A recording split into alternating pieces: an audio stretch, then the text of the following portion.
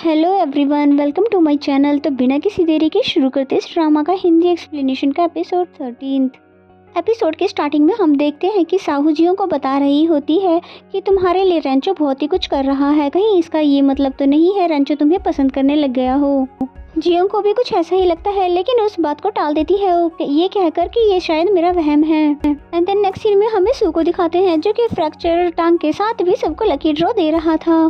तभी उसके पास साओ और जियोंग आ जाते हैं जो कि लकी ड्रॉ स्लिप लेते हैं और फिर जैसे ही सू लेती है तो उन दोनों की आंखें चार हो जाती है और यकीनन आगे भी इनकी आंखें इसी तरह चार होती रहेंगी। वो दोनों एक दूसरे को दिल ही दिल में प्यार जो करते थे। जियोंग के लकी ड्रॉ को दिखाते हैं जिसमें ये लिखा हुआ था कि जो तुम्हें प्यार करता है वो उसके लिए तुम बहुत ही ज्यादा इम्पोर्टेंट हो। फिर वो तो सोचने लग जाती है कि पिछले 5 साल से मुझे जिस पे क्रश था वो तो किसी और का ही हो गया है। और इससे पहले कि वो रेंचो का नाम फाइंड आउट कर पाती कि तभी सू रेंचो का नाम ले देता है, जिस पे जियोंग बोलते हैं नहीं वो तो बिल्कुल भी नहीं हो सकता है। रेंचो तो उसे की देने के लिए आया था, लेकिन सू ने उसे जबरदस्ती ही लकी ड्रॉ पकड़ा दिया। और फिर इन सब के बाद आती है जिवाई की बारी जो कि बहुत ही अच्छे से तैयार होकर जिनियो का परफॉर्मेंस देखने के लिए जाने वाला था और सू ने उसे फौरन से लकी ड्रॉ पकड़ा दिया। दूसरी तरफ हमें जिनियो को दिखाते हैं जिसने रेंचो को अपने पास बुलाया था और बताती है कि वो मेरा परफॉर्मेंस देखने के लिए आ रहा है। मैं नहीं चाहती वो मेरा परफॉर्मेंस देखे, इसलिए तुम उसे रोक लो। कुछ भी करके तुम्हें जिबाई को यहाँ पे आने से रोकना होगा क्योंकि मैं भी तो तुम्हारी हेल्प करती हूँ ना।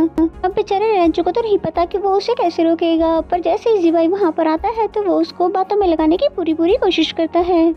नेक्स्ट सीन में हम जियों को देखते हैं जिसने स्पीच कॉम्पिटिशन में पार्टिसिपेट किया था।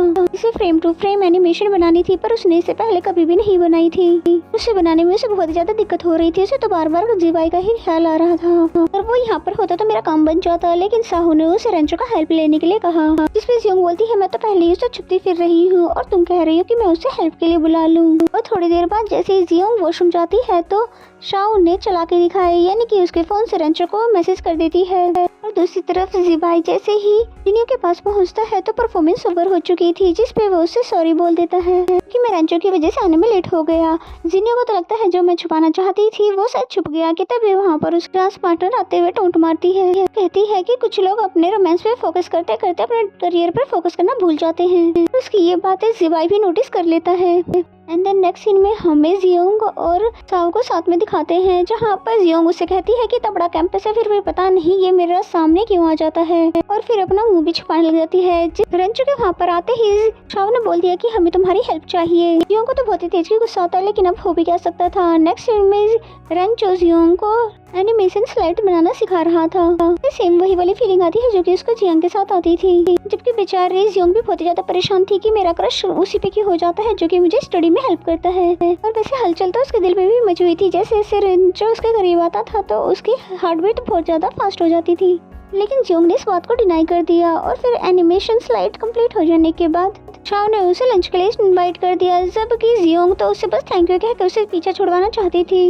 लंच के दौरान ही रेंचो ने अपना लकी ड्रॉ ओपन किया जिसपे ये लिखा हुआ था कि अपने दिल के दरवाजे खोल दो और मैं कब से दस्तक दे रहा हूँ। और ये कहीं ना कहीं जियोंग के मैसेज से लिंक कर रहा था। तभी जियोंग साहू को लेकर वहाँ से भाग जाती है और फिर वहाँ से बाहर आने के बाद जियोंग ने उसको सॉरी कहा क्योंकि उसने बिना पूछे मैसेज जो कर दिया था। फिर पूछने लग जाती है कि सच सच बताओ, उसके आसपास होने से क्या तुम्हें कोई भी फीलिंग नहीं आती। और ये सुनकर तो वो खुद भी स्पीचलेस हो जाती है और फिर बात को टालने के लिए वो अपना बैग उसको दे देती है और कहती है हॉस्टल जाने के लिए क्योंकि मुझे कोई जरूरी काम है। ये बहाना बना कर वहाँ से भाग जाती है और फिर भागते भागते वो रेंचो के पास आ जाती है और बोलती है कि मैं अपना मेडिकल चेकअप करके कुछ कंफर्म करना चाहती हूँ, क्या इसमें मेरी तुम मदद करोगे। जिस पे रेंचो ने उसे फौरन से हाँ कह दिया क्योंकि उसे लगा था कि जियोंग उसे अपनी फीलिंग बताने वाली है। जब जियोंग उसका हाथ पकड़ने वाली थी अपना चेकअप करने के लिए, पर वो तुरंत से अपना हाथ पीछे कर देती है क्योंकि उसको बहुत ही ज्यादा सिली लगता है। ये उन दोनों को साथ में कैंपस क्वीन गुआना भी यहाँ पे देख लेती है। जियोंग उसको सॉरी बोल के यहाँ से भाग जाती है। तभी वहाँ पर गुआना आई आती है और बोलती है कि तुम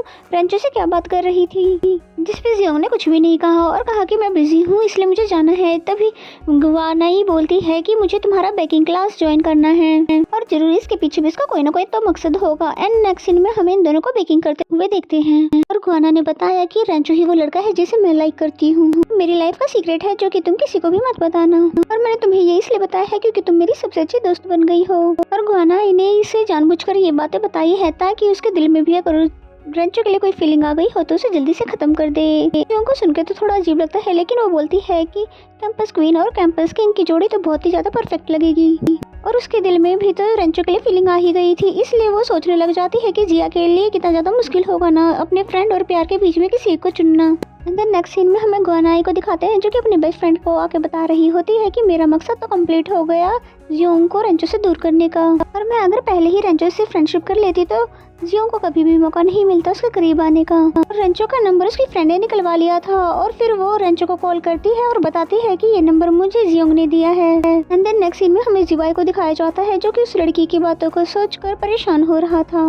वो भी सोचने लगा कि ऐसा कुछ न कुछ तो जरूर है जो कि जिनियो मुझे बताना नहीं चाहती। दूसरी तरफ हमें स्पीच कंपटीशन का टाइम आ गया था दिखाया जाता है जहाँ पर साओ और जियोंग दोनों ने पार्टिसिपेट करना था, लेकिन साओ को अचानक से डायरिया हो जाता है और फिर जियोंग को स्टेज पर अकेले ही आना पड़ता है जहाँ पर सारी लड़कियां बात करने लगती है कि देखो ये तो क्लास में भी बहुत ही ज्यादा डल है और इसने तो कंपटीशन में भी भाग ले लिया है। फिर वो खुद भी नर्वस होने लगती है कि तभी उसको रेंचो का मैसेज आता है जिसमें ये लिखा हुआ था कि तुम ऐसे बिहेव करो जैसे कि तुमने इन्हें सुना ही नहीं है। और रेंचो की बातों ने तो उसे पूरा कॉन्फिडेंट कर दिया, यानी कि वो इतने अच्छे से अपना स्पीच देती है जो कि उसने पहले कभी भी नहीं किया हो। और साथ ही वो इस कंपटीशन में फर्स्ट प्राइज भी लेती है जो कि वो स्माइल के साथ फिर रेंचो को थैंक यू भी बोलती है। तो फिर रेंचो ने उससे कहा पर मैं तुमसे नाराज हूँ क्योंकि तुमने मेरी परमिशन के बिना गुआनाई को मेरा नंबर कैसे दे दिया, और ऐसा मुझे बिल्कुल भी पसंद नहीं है। जियोंग सब कुछ समझ तो जाती है लेकिन गुआनाई को बचाते हुए बोलती है कि वो तो बहुत ही अच्छी लड़की है और तुम्हें बहुत पसंद भी करती है, कितनी लाइक वाइक भी है, इसलिए तुम्हें उससे फ्रेंडशिप कर लेनी चाहिए। जिस पे रेंचो से कुछ भी कहे बिना वहाँ से नाराज होकर चला जाता है। एंड देन नेक्स्ट सीन में हमें जिवाई को दिखाया जाता है जिसने फुटेज देखने के बाद ये समझ लिया कि जिनियो उस डांस ग्रुप को लीड नहीं कर रही थी। यही वो बात थी जो कि जिनियो ने मुझसे छुपानी चाहिए और रेंचो ने भी उसमें उसकी हेल्प की। और फिर जियोंग जैसे ही हॉल से बाहर आती है तो वहाँ गुआनाई रो रही थी जिसे उसके रोने का कारण पूछती है जियोंग, जिसपे वो बताती है कि उससे रेंचो ने ब्लॉक कर दिया है। फिर जियोंग से पूछने लग जाती है क्या तुम रेंचो को लाइक करती हो और तुम्हें वो पसंद है तो मैं पीछे हट जाऊंगी। फिर जियोंग पीछे की बातें सोचने लग जाती है कि जैसे जिया ने मेरे साथ किया था मैं वैसा क्यों आयने के साथ नहीं कर सकती। फिर कहती है कि रेंचो के लिए मेरे दिल में कोई भी फीलिंग नहीं है। तभी वहाँ पर रेंचो भी आ जाता है जिसने जियोंग की सारी बातें सुन ली थी और फिर सोचता है कि अब बात करने का कोई भी फायदा नहीं है और बिना कोई बात किए वहाँ से चला जाता है। और साथ ही लकी ड्रॉ को भी वो डस्टबिन में फेंक देता है और क्योंकि वो अब ये उसको बताने के लिए हिम्मत हार चुका है। एंड देन नेक्स्ट सीन में हमें जियोंग को दिखाया जाता है जो कि सोच रही थी कि मेरी की हुई बातों से रेंचो को जरूर हर्ट हुआ होगा और फिर खुद से ही सोचने लग जाती है कि भला रेंचो मुझे क्यों पसंद करेगा, मुझे इस तरह की गलतफहमियां नहीं पालनी चाहिए। एंड देन नेक्स्ट सीन में हमें रेंचो को दिखाते हैं जो कि गुस्सा उतारने के लिए स्विमिंग कर रहा था और वहाँ पे बैठे उसके सभी दोस्त सोच रहे थे कि आज इसको अचानक से हुआ क्या है और किसी भी काम में इंटरेस्ट नहीं ले रहा। फिर उसके बाहर आने पर पूछते हैं कि तुम्हें कोई प्रॉब्लम है तो तुम हमारे साथ शेयर कर सकते हो, जैसे तुमने हमारी हमेशा मदद की है हम भी तुम्हारी मदद करेंगे। देन नेक्स्ट सीन में हमें जिवाई को दिखाया जाता है जिसने जिनियो के लिए बहुत ही अच्छे नोट्स बना लिए थे जिससे कि वो अच्छे नंबर ले सके क्योंकि वो डांस में तो उसकी हेल्प नहीं कर सकता था। और ये देखकर तो जिनियो को भी बहुत ही अच्छा लगता है कि उसके बॉयफ्रेंड ने उसके बारे में इतना सोचा और उसके लिए नोट्स बनाए। एंड देन नेक्स्ट सीन में रेंचो जियोंग के पास आता है सोया मिल्क बनाकर और तो डायरेक्टली ही बता देता है कि ये मैंने स्पेशली तुम्हारे लिए बनाया है, जबकि जियोंग को तो उसका बिहेवियर कुछ अजीब सा लगता है और फिर उसे दूर होकर बैठ जाती है ये कहते हुए कि मुझे स्टडी करने दो। और बेचारा रेंचो सोचने लगा कि जिस तरह मेरे दोस्तों ने कहा था कि लड़की को स्पेशल फील करवाना मैंने तो बिल्कुल वैसा ही किया था और फिर भी पता नहीं क्यों इस पे कोई भी असर नहीं हो रहा। तो फिर जियोंग वॉशरूम का बहाना करके वहाँ से चली जाती है और फिर जब वापस आती है तो उस रेंचो के पास गुआनाई को बैठा हुआ देखती है और फिर वो इन दोनों के बीच में नहीं आना चाहती थी और सोचती है कि मैं जितना इनसे दूर रहूंगी उतना ही गुआनाई के लिए अच्छा होगा, इसलिए वो इन दोनों को अकेला छोड़कर वहाँ से चली जाती है। एंड देन नेक्स्ट सीन में हमें जिनियो को दिखाया जाता है कि जिवाई से झूठ बोल देती है कि मैंने टेस्ट में बहुत ही अच्छे मार्क्स लिए, जबकि वो टेस्ट देने के लिए तो गई ही नहीं थी क्योंकि उसने यहाँ पर डांस कंपटीशन में पार्ट लिया था क्योंकि शायद वो उसे हर्ट नहीं करना चाहती थी। और फिर जैसे ही डांस करने के लिए स्टेज पर आती है तो ऑडियंस में जिवाई पहले से ही बैठा था और जिसे देखकर पता चलता है कि बहुत ही ज्यादा गुस्से में था क्योंकि यहाँ पे जिनियो का झूठ जो पकड़ा गया है। एंड देन नेक्स्ट सीन हमें क्लासरूम का दिखाया जाता है। यहाँ पिछले सेमेस्टर का रिजल्ट आउट हो गया था जिसे देखने के लिए जियोंग तो बहुत ही ज्यादा नर्वस थी, पर हिम्मत करके साउ ने उसका रिजल्ट देखा और देख रहे थे साउ को भी यकीन नहीं आ रहा था कि जियोंग ने इतने अच्छे मार्क्स ले लिए हैं। और फिर जियोंग ने भी सोच लिया कि मैंने अब कंपटीशन भी जीत लिया और मार्क्स भी अच्छे ले लिए तो मैं सबको पार्टी दूंगी। फिर जैसे पीछे देखती है तो रेंचो बहुत ही ज्यादा गुस्से में खड़ा था और फिर उससे पूछने लग जाता है कि तुम बुक बुक्स लेने के लिए कल वापस लाइब्रेरी में क्यों नहीं आई थी, और मैं कल से वहाँ पर बैठकर तुम्हारा इंतजार कर रहा हूँ, और गुआनाई को भी तुमने मुझसे क्वेश्चन पूछने के बहाने भेजा था ना। फिर रेंचो पूछता है क्या तुम्हारे दिल में मेरे लिए कोई भी फीलिंग नहीं है, जिस पे तो जियोंग को सोचना पड़ जाता है, क्योंकि जब जब भी गुआनाई उसके पास होती थी तो उसको जेलसी तो जरूर होती थी। और फिर कहने लगी कि मेरे दिल में तुम्हारे लिए फीलिंग है ना, क्योंकि तुम मेरा प्राइवेट ट्यूटर जो हो, मैंने सबके लिए पार्टी रखा है और तुम भी आओगे तो मुझे अच्छा लगेगा। फिर रेंचो ने गुस्सा होकर कहा कि मैं नहीं आने वाला, तो फिर जियोंग भी गुस्सा होकर चली जाती है। एंड देन नेक्स्ट सीन में रेंचो बहुत ही गुस्से में रूम में आता है, और ये बात सू ने भी नोटिस कर ली थी कि पता नहीं इसे आज क्या हो गया। एंड देन नेक्स्ट सीन में हमें जियोंग को दिखाते हैं जो कि बहुत ही हंसते खेलते हुए पार्टी के लिए शॉपिंग कर रही थी। तभी शाओ से चुप करने को कह देती है, क्योंकि मुझे पता है कि तुम इतनी भी खुश नहीं हो जितना कि तुम प्रेटेंड कर रही हो। और तो जियोंग ने अपने लिए हील भी ले ली जो कि उसने पहले कभी नहीं पहनी थी, और तो रेंचो का सारा गुस्सा साउ पर उतार दिया। एंड देन नेक्स्ट सीन हमें पार्टी का दिखाया जाता है, जहाँ पर सब लोग तो आ गए थे, लेकिन जियोंग बैठकर रेंचो का वेट कर रही थी, जबकि उसने आने से मना भी किया था। और जिबाई का भी मूड बहुत ज्यादा ऑफ होता है जियोंग के झूठ बोलने पर, और बेचारी साउ तो इन दोनों के बीच में फंस कर रह जाती है। और फिर तभी सू के साथ रेंचो को आता हुआ देखकर जियोंग के जान में जान आती है, और फिर इन दोनों के साथ गुआनाई को देखकर अपनी गलतफहमी दूर कर दी।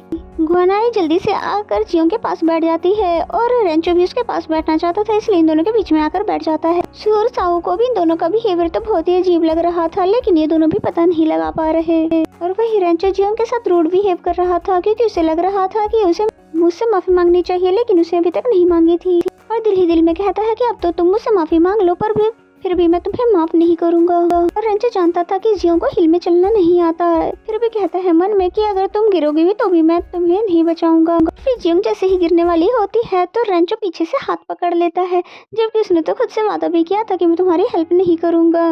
और वहीं गुआनाई भी उससे बात करने की और उसके करीब आने की कोशिश करती है। इस पे रेंचो ने उससे कहा कि अगर तुम कंफर्टेबल फील नहीं कर रही है तो पीछे सीट पे जाकर बैठ सकती हो। और तभी वहाँ पे अचानक से लाइट चली जाती है, तो जियोंग पैनिक करने लग जाती है, जिसे रेंचो पकड़ लेता है और कहता है कि हमारे पास तुम्हें डरने की कोई भी जरूरत नहीं है। और इसके बाद फिर हाथ पकड़कर उसको बाहर लेकर जाना चाहता था, जिस पर उसने मना कर दिया, ये कह कर कि तब हमारे बारे में बातें करेंगे। जिस पर रेंचो ने अपनी शर्ट उतार कर उसको बांध दिया, और इसके बाद फिर उसको बिना टच किए बाहर ले जाने लग जाता है। और फिर तभी जियोंग किसी से टकराने वाली होती है, और तभी एंड टाइम पर रेंचो ने उसे गिरने से बचा लिया।